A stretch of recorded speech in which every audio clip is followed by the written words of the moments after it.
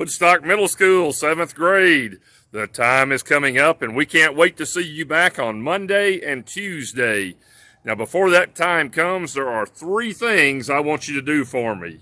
I want you to play. Get outside this weekend and enjoy this pretty weather, work off some energy, and have fun. Second, I want you to pray for wisdom, guidance, and direction on this test. And finally, I want you to be ready for the day. And you will do that by following the things I'm about to share.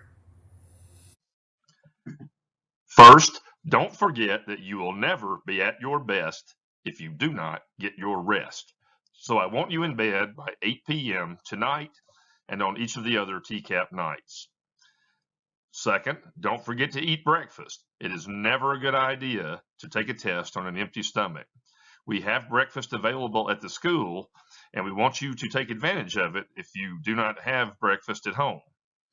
Do not include candy in your breakfast, as sugar will put you on a quick high and then drop you and make you tired.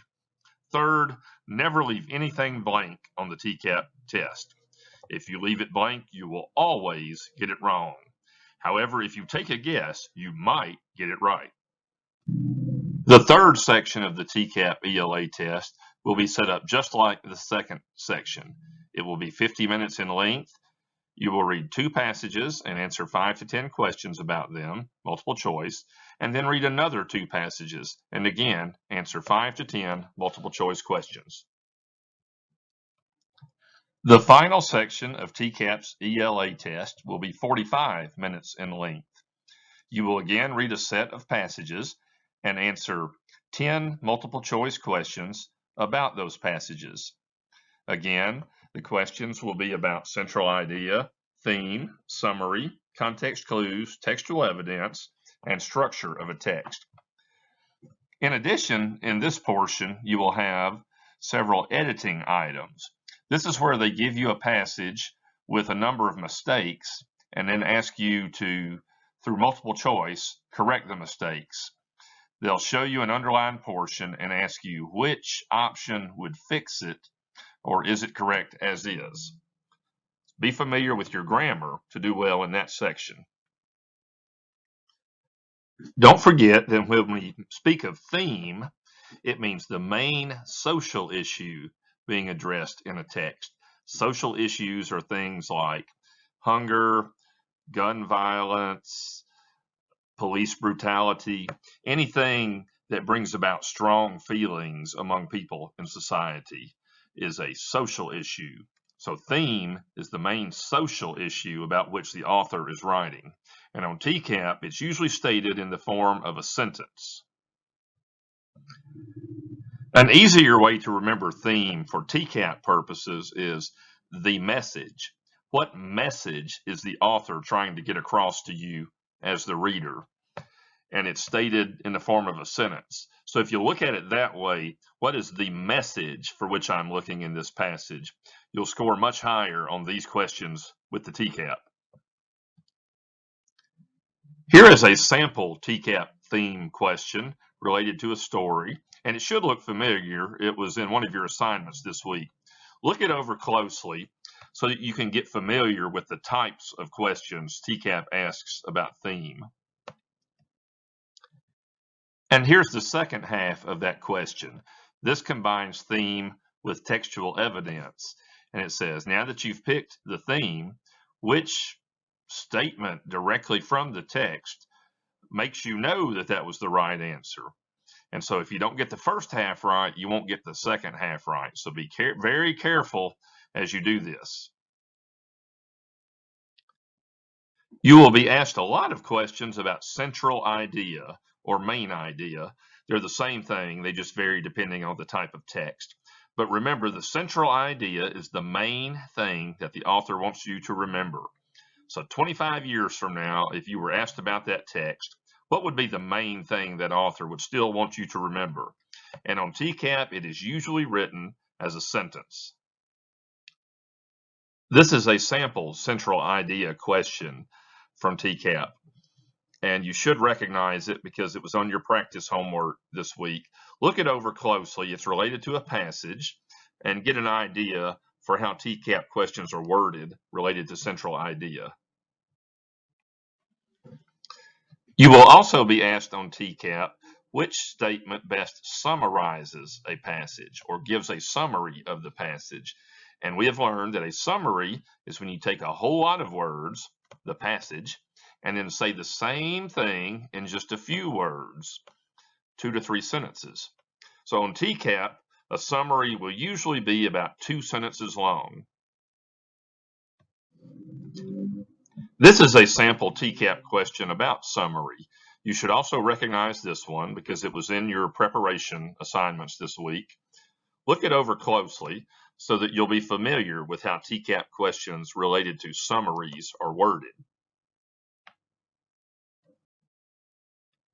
And don't forget that context clues are little words around the big word that help us figure out what the big word means. In other words, it's how that word is used in the sentence. If you don't understand the meaning of the word, you can look at how it's used and the words around it, and often it will help you figure out what that word means. Take a very close look at this sample of a TCAP question related to context clues.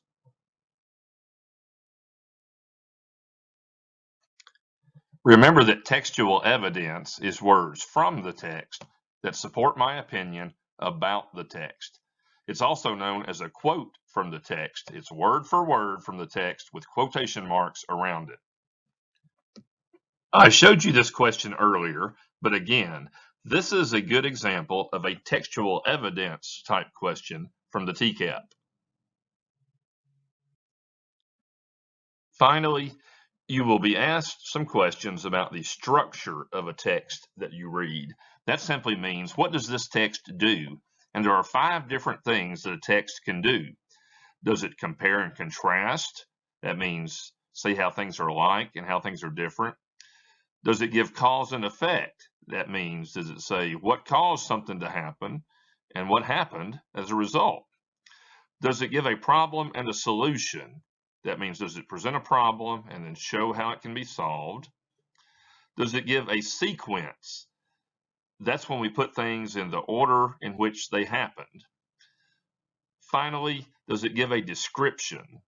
Does it show all the parts of the idea? Those are the 5 different text structures, or the 5 different things that a text can do. Here is a sample TCAP question on text structure. Now, these are a little more complicated, so read them very closely, take your time, and think them through. Do the best you can on them. A very important tip is to paraphrase everything that you read on the TCAP. That means put it in your own words. And we have learned from experience that the writers of TCAP don't write like we think. I don't know why. I wish they did, but it's almost as if they're trying to confuse us. So don't fall for that. As you read a passage, think it through, and then put that into your own words. Put every question into your own words. Think it through and say, what does this mean in plain English? And keep thinking about it until you can come up with your own version in plain English. Then you'll do better at finding the answer to that question. And finally, as you read these passages and questions, and I want you to enjoy the passages, they're fun to read, but don't forget to use the Unravel technique. U is for underline the title. N is for now predict what the passage will be about. R is for run through and number the paragraphs. A is for are you reading the questions? Do that before the passage. A is for are the important words in the questions circled. V is for venture through the passage, read it in detail, annotate it. E is for eliminate incorrect answers, and L is for let the questions be answered. Remember, there are usually 2 pretty dumb answer options and 2 that are pretty close. Narrow it down to 2 if you can, and if you can't figure out between those 2, pick one and never leave anything blank. So play, pray, and be ready for the day, and I'll see you on Monday.